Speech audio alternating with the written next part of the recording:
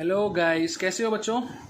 बेटा हम लोगों ने लास्ट वीडियो में सेट्स किया था, टाइप्स ऑफ सेट्स हम लोगों ने कर लिया था। उसमें हम लोगों ने सबसेट्स के बारे में थोड़ा सा बात किया था। ठीक है, एक क्वेश्चन है, एग्जांपल है बेसिकली आपके एनसीईआरटी बुक में। कहता है let A B and C be three sets if A belongs to B and B is a subset of C, is it true that A is a subset of C, if not give example. ठीक है, चलो पहले ना एक काम करते हैं, थोड़ा सा कॉन्सेप्ट ब्रीफिंग में लेते हैं बिलोंग्स टू और किसका, सबसेट का। तो इस क्वेश्चन को करने से पहले थोड़ा सा हम लोग कॉन्सेप्ट दोबारा सीख रहे हैं। Concept of belongs to and subset of ठीक है। अगर बच्चों कोई भी एक सब बिलोंग्स टू के लिए कोई एलिमेंट को उस सेट में होना ज़रूरी है। क्या कहने का मतलब यह है, मान लो एक सेट है आपका 1 और 2, इसमें एलिमेंट क्या है 1 और 2। अगर मैं बात करूँ 1 की, ठीक है, तो आप कहोगे सर 1 बिलोंग कर रहा है सेट ए को, ठीक है ना, सेट ए को बिलोंग कर रहा है एज अ एलिमेंट। तो यानी कि अगर बिलोंग्स टू का साइन है तो इस सेट का एलिमेंट होना ज़रूरी था। ठीक है, और अगर बात करें हम सबसेट की, किसकी, सबसेट की, तो वो एक सेट होना ज़रूरी है। यानी कि अगर मैं कहूँ कि 1, अगर 1 एक सेट है तो वो एक सबसेट होगा किसका, सेट ए का, और सेट ए की वैल्यू क्या है 1 और 2।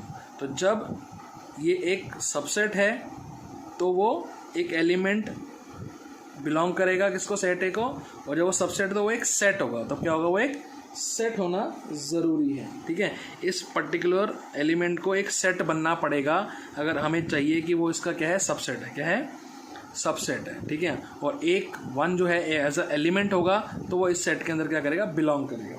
अब यहाँ पे जो कन्फ्यूजन क्रिएट होती है बच्चों को, मेन जो कन्फ्यूजन आती है वो क्या आती है, उसके बारे में बात करते हैं। सपोज करो एक सेट दिया हुआ था मेरे को 1, 2, 3 और 4।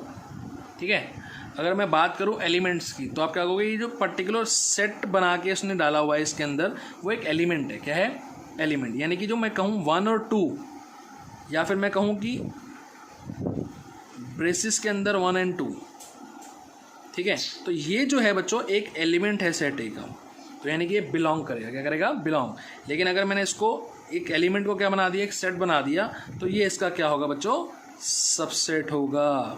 ठीक है, कोई मैजिक नहीं है इसके अंदर, सिर्फ कंसंट्रेशन करने की ज़रूरत है, चीज़ों को समझने की ज़रूरत है कि भाई अगर एक पर्टिकुलर एलिमेंट, अब आप अगर मैं पूछूं सेट ए के एलिमेंट क्या है, तो आप कहोगे सर 4 हैं, 3 हैं और ब्रेसिस में 1, 2 है। ब्रेसिस में क्या है, तो ब्रेसिस में 1, 2 को आपने क्या कहा, एक एलिमेंट बोला, तो ब्रेसिस में 1, 2 क्या करेगा, बिलोंग करेगा सेट ए को। लेकिन वही 1, 2 जो ऑलरेडी ब्रेसिस में थे, मैंने फिर ब्रेसिस लगा दी उसके आसपास, तो वो क्या हो जाएगा, एक सबसेट बन जाएगा। क्या बन जाएगा, सबसेट। क्योंकि क्या होता है, सबसेट क्या होते हैं, अगर मैं इसके सबसेट बनाऊँ तो फिलहाल इसमें 3 एलिमेंट काउंट होंगे, तो 3 एलिमेंट यानी कि 2 की पावर 3 यानी कि 8 इसके सबसेट बनने वाले हैं। इसमें एक 5 होगा और एक खुद होगा 2। उसके बाद एक सबसेट हो जाएगा 1, 2 किसमें, ब्रेसिस में, ये एक सबसेट होगा। क्या होगा, एक सबसेट। फिर एक 3 हो जाएगा ब्रेसिस में, एक 4 हो जाएगा। फिर ब्रेसिस में 1, 2 के साथ 3 होल ब्रेसिस में, देन 1, 2 के साथ 4 होल ब्रेसिस में, देन इस तरह से एलिमेंट बनते चले, सबसेट बनते चले जाएंगे इसके। तो यानी कि ये एक अगर एलिमेंट है तो वो बिलोंग का साइन आएगा, और अगर वो एक सब सेट की तरह उससे जुड़ा हुआ है तो वो क्या होगा, एक सबसेट का साइन आएगा। ठीक है, तो ये फ़र्क है सबसेट में और बिलोंग्स टू में। ठीक है, अब आते हैं वापस अपने क्वेश्चन पे। कहता है let A B and C be 3 sets. तो मैंने क्या करा, यहाँ पे लेट किया सेट ए को मैंने कुछ भी मान लिया, आपकी मर्जी है कुछ भी मान लो, चलो 1, 2 मान लेते हैं, सबसे ईजी। ठीक है, समझाना ही है। ठीक है, और सेट बी को मैंने मान लिया 1, 2 और 3। ठीक है भाई, ओके।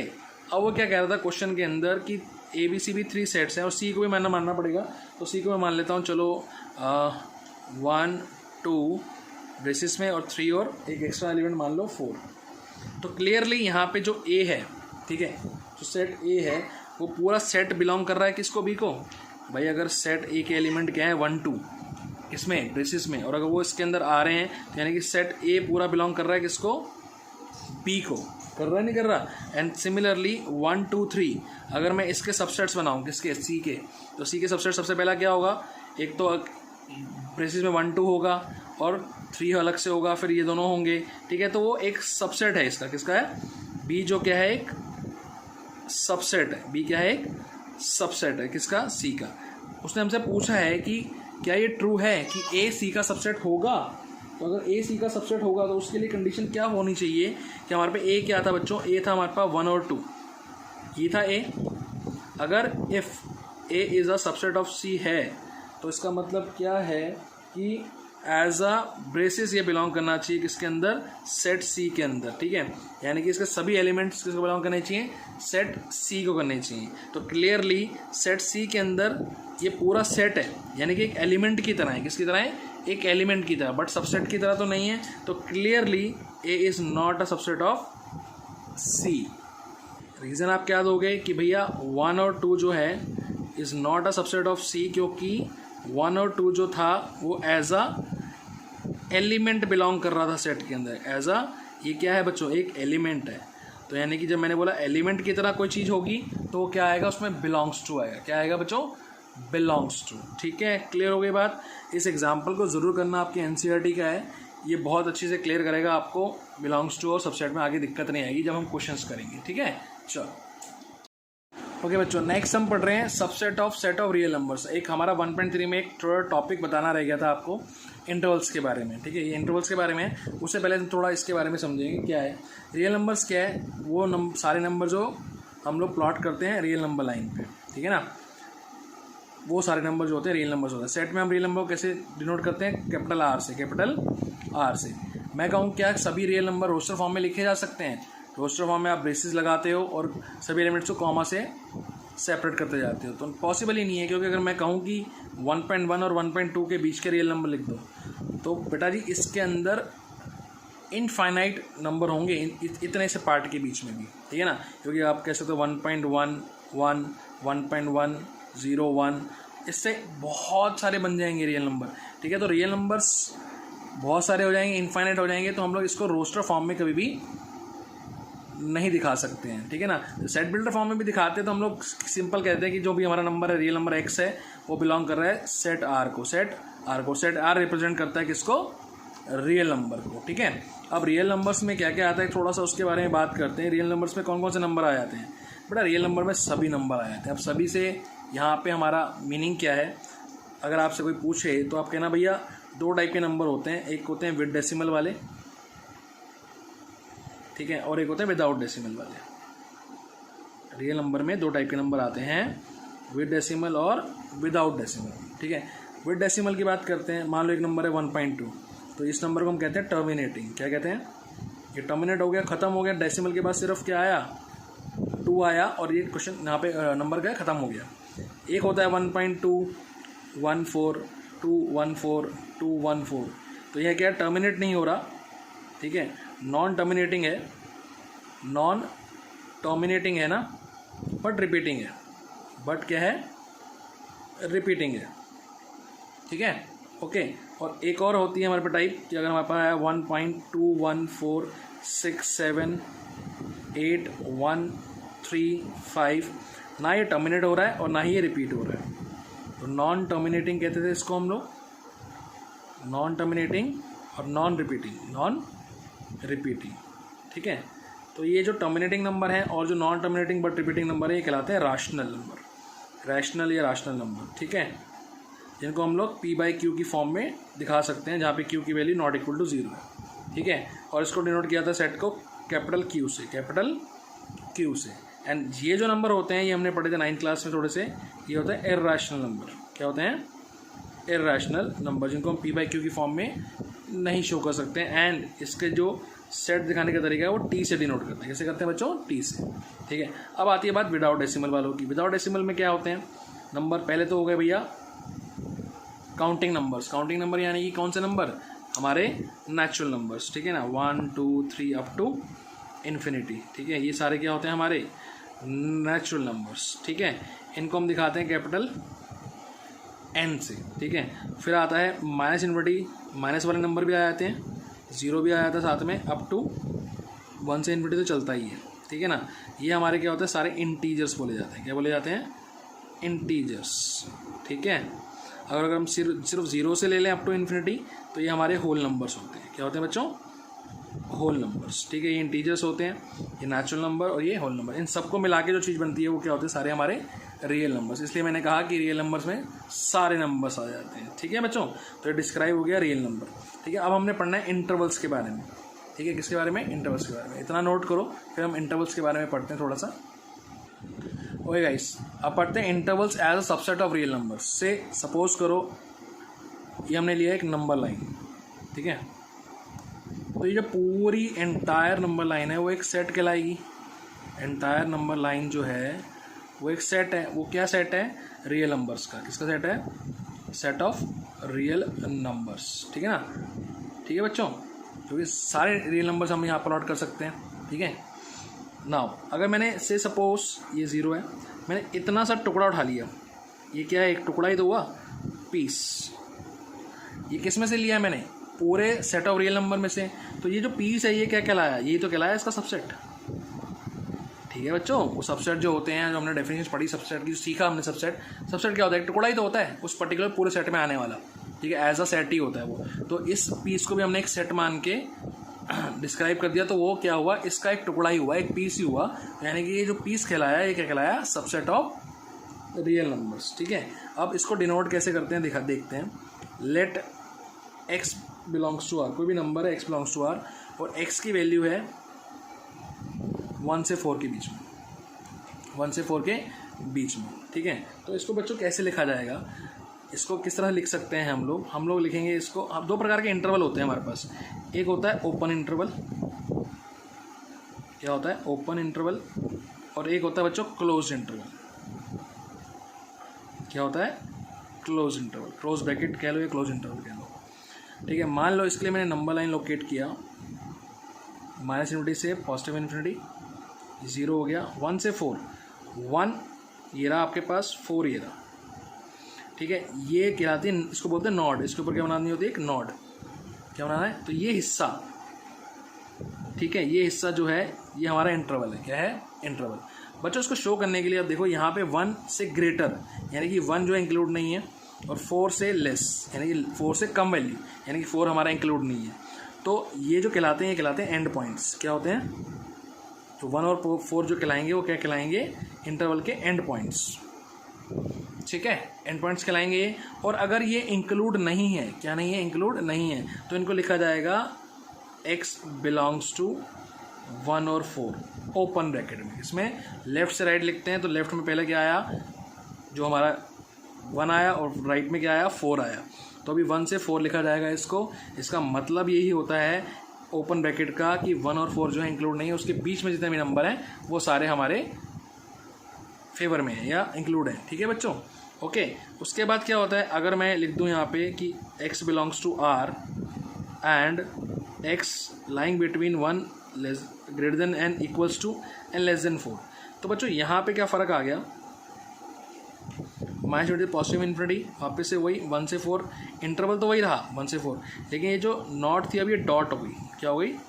जो 1 के ऊपर जो नॉट थी वो क्या हो गई? डॉट। क्यों? क्योंकि 1 इंक्लूड है। 1 क्या है? इंक्लूड है। और जब भी इंक्लूड होता है क्लोज इंटरवल में, हमेशा जो वो चीज़ें आती हैं जो इंक्लूड होती है, यानी कि इंक्लूजन होता है। और इसमें क्या होता है? एक्सक्लूजन। ओपन ब्रैकेट में क्या होता है? एक्सक्लूजन। यानी कि जब मैंने दिखा दिया कि x की वैल्यू जो है वो 1 या 1 से ज़्यादा है, 1 या 1 से ज़्यादा का मतलब क्या है? 1 इज़ इंक्लूडेड, 1 इज़ इंक्लूडेड। तो ये हिस्सा पार्ट तो है ही है, तो मैं इसे लिखूंगा क्या? x बिलोंग्स टू 1 से 4 तो लिखूंगा ही मैं, लेकिन इंक्लूड होने की वजह से यहाँ पे क्या आएगा? क्लोज ब्रैकेट आएगा। और ये इंक्लूड नहीं होने की वजह से क्या आएगा? ओपन ब्रैकेट आएगा। बात समझ में आई? सिमिलरली अगर हम लोग यहाँ दिखा दें, ये हमारा दूसरा हो गया, ये फर्स्ट हो गया हमारा, ठीक है। इसके 4 तरीके से लिख सकते हैं इसको हम लोग। अगर हम लोग दिखाएं इसको कि भैया अब x जो है वो लाइन बिटवीन 1 इंक्लूड नहीं है लेकिन 4 इंक्लूड है, तो इसकी जो नंबर लाइन पे पोजीशन होगी वो क्या होगी? वापस से वही 1 से 4 ही रहेगा, ठीक है। लेकिन अभी 4 पे क्या बन जाएगा? डॉट, और इस पर क्या रहेगी? नॉट, ठीक है। इस पर नोट कर देना, ठीक है ना। तो हमारे पास इसका मतलब क्या हुआ? डॉट आने से हमें पता लग गया कि 4 क्या है? इंक्लूड है, और नॉट आने से पता लग गया कि 1 जो है हमारा इंक्लूड नहीं है। तो x बिलोंग्स टू 1 to 4, ये ओपन में आ गया। और ये किस में आ गया बच्चों? क्लोज में वो वैल्यू आती है जो इंक्लूड होती हैं और ओपन में वो वैल्यू लिखी आती है जो इंक्लूड नहीं होती है। फोर्थ, इसको किस तरह लिख सकते हैं कि दोनों ही क्या है, इंक्लूड है, दोनों ही क्या है, इंक्लूड है।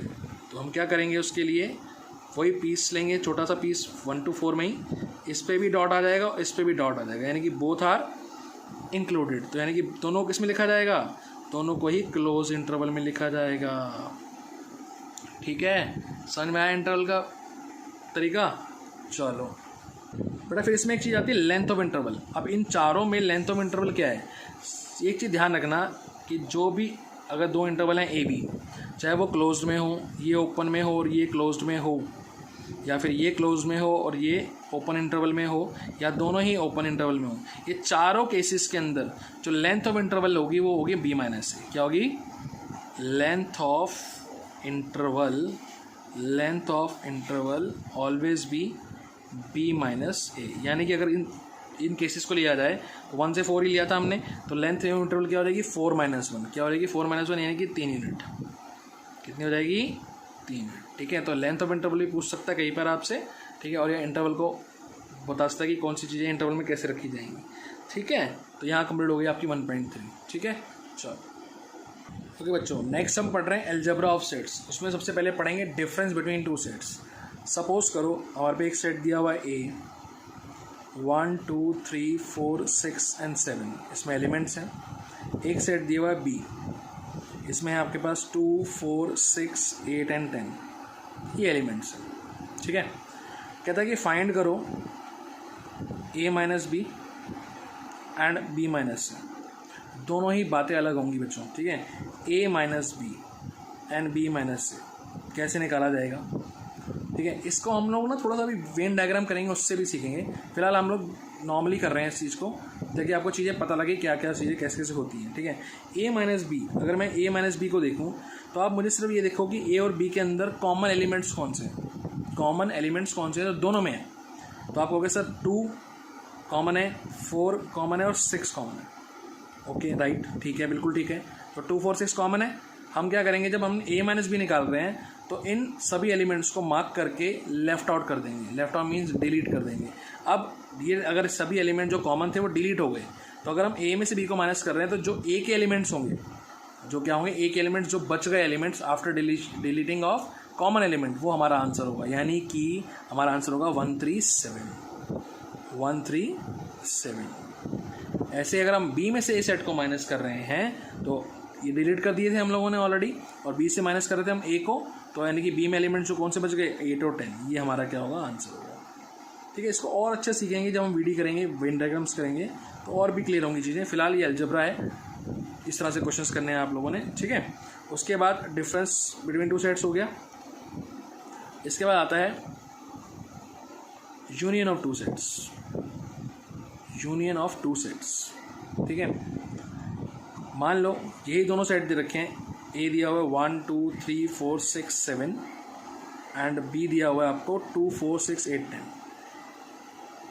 ठीक है, यूनियन, ये साइन होता है यूनियन का, छोटा सा यू लगाते हैं। इसको हम ए और बी भी पढ़ते हैं। क्या पढ़ते हैं, जब भी हम लोग सेट ए और बी कहना है तो हम लोग यूनियन की बात कर रहे हैं। किसकी बात कर रहे हैं, यूनियन की। यूनियन में क्या करना है आपने, unite, union means United, United means एक साथ। तो आपने सभी एलिमेंट्स को एक साथ लिख देना है, और जो कॉमन एलिमेंट है दोनों में उनको एक ही बार लिखना है। इट मीन्स 1 2 दोनों में कॉमन था, एक बार लिख दिया। 3 4 कॉमन था, एक बार लिख दिया। 6 एक बार लिख लिया। 7 8 और 10, ये सभी एलिमेंट यूनाइट हो गए एक ही सेट के अंदर, जो कहलाया ए यूनियन बी का सेट। क्या कहलाया, ए यूनियन बी का सेट। उसके बाद intersection of two sets. Intersection of two sets, same इसी का हम इंटरसेक्शन कर लेते हैं। जैसे इसको ए और बी कहते हैं तो इसको पढ़ते हैं ए एंड बी। ठीक है, ए एंड बी के निकालेंगे तो हम ए एंड बी में हमारे पास क्या होगा, अब इन दोनों में हमने यहाँ पे क्या करा था, कॉमन एलिमेंट डिलीट कर दिए थे। यहाँ पे हमने कॉमन एलिमेंट को एक बार लिख लिया। अब यहाँ पे क्या है, कॉमन एलिमेंट ही लिखने हैं, सिर्फ क्या लिखने हैं, जो दोनों में क्या हो, कॉमन हो, ए में एंड बी में। तो वो कॉमन एलिमेंट क्या थे, 2 4 और 6। समझ में आ गया होगा गाइस। तो union, intersection and difference between two sets. ठीक है, इसके बाद है कॉम्प्लीमेंट। क्या है बेटा, कॉम्प्लीमेंट ऑफ अ सेट।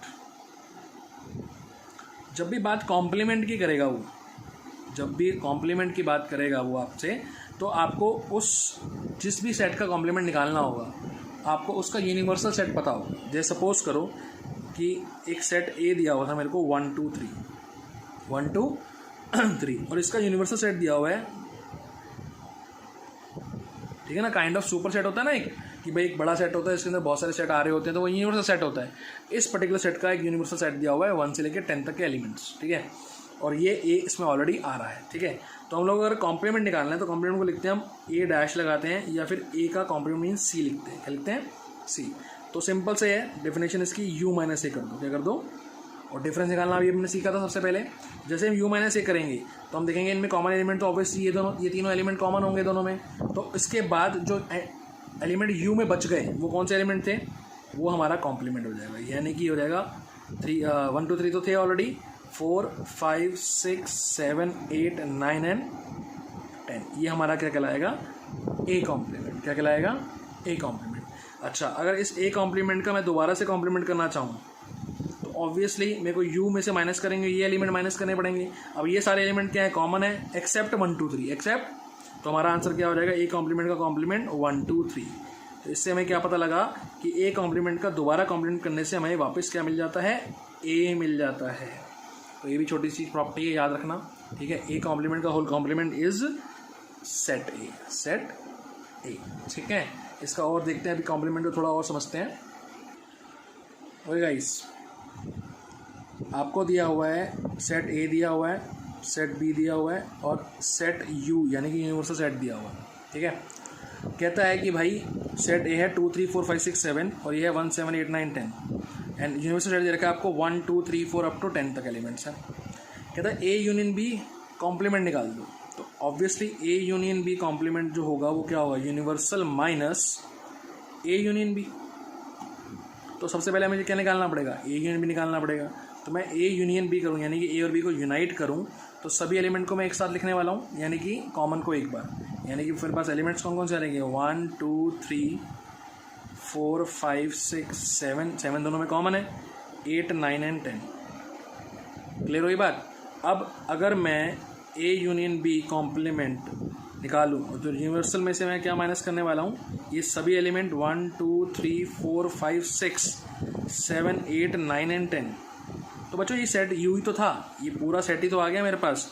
यानी कि यू में से जब यू माइनस करूँगा तो क्या लिखूँगा मैं? 0 नहीं लिखते हम, 5 सेट लिखते हैं। क्या लिखते हैं?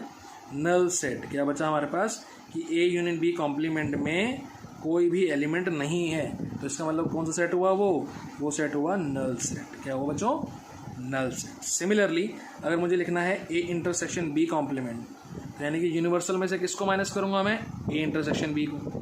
डिफरेंस निकालूंगा ना मैं, तो सबसे पहले मैं निकाल लेता हूँ ए इंटरसेक्शन बी। तो ए और बी के अंदर कॉमन चीज़ क्या आती? सिर्फ वो लिखनी है, वो क्या थी? सिर्फ 7 थी। क्या थी? 7। तो अगर मैं अब ए इंटरसेक्शन बी कॉम्प्लीमेंट निकाल रहा हूँ तो यानी कि यूनिवर्सल माइनस 7। अब 7 के अलावा यूनिवर्सल में कौन से सेट हैं? हाँ, इसमें एक वर्ड आता है अलावा, यानी कि अगर जब भी कॉम्प्लीमेंट आए तो वो ये चीज़ रखनी है, अच्छा इसके अलावा लिखना है। तो यानी कि 7 के अलावा कौन से नंबर्स हैं हमारे पास? ए इंटरसेक्शन बी कॉम्प्लीमेंट क्या हो जाएगा? 7 के अलावा नंबर है 1 2 3 4 5 6 8 9 एंड 10। तो ये हमारा क्या हो गया? A intersection B complement. ठीक है बच्चों, आपने क्या करना है 1.4 और 1.5 थोड़ी सी ट्राई करनी है, जो बेस्ड ऑन अलजबरा हो, अलजबरा ऑफ सेट्स हो। उसमें एक क्वेश्चन आएगा अभी वेन डायग्राम्स का, वो छोड़ देना, ठीक है। प्रॉपर्टी प्रूफ करने का क्वेश्चन आएगा, वो छोड़ देना, वो हम नेक्स्ट वीडियो में डिस्कस करेंगे। और 1.6 और मिसनरी से कुछ क्वेश्चंस हम लोग करेंगे नेक्स्ट वीडियो में, चैप्टर कोशिश करेंगे ख़त्म हो जाए। ठीक है, चलो इतना करो बच्चों, 1.4 और 1.5 करके देखो, और कोई क्वेरीज हो तो पूछो। ठीक है, चलो।